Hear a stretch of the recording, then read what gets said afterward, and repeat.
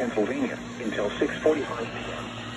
At 5:48 p.m., a severe thunderstorm was located near Robertsonia, for 8 miles north of Everett, moving east at 25 miles per hour.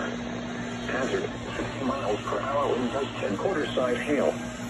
Source, radar indicated. Impact, minor damage to vehicles is possible. Wind damage to roofs, siding, trees, and power lines is possible.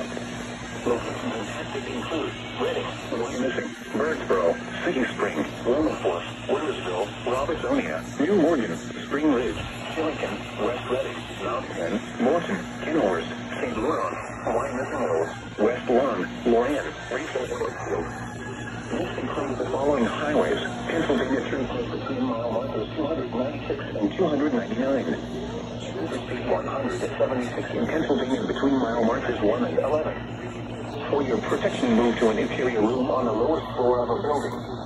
Torrential rainfall is occurring with this storm and may lead to flash flooding. Do not drive your vehicle through flooded roadways. Repeating, a severe thunderstorm warning has been issued until 6:45 p.m. for the following counties: Berks, Pennsylvania,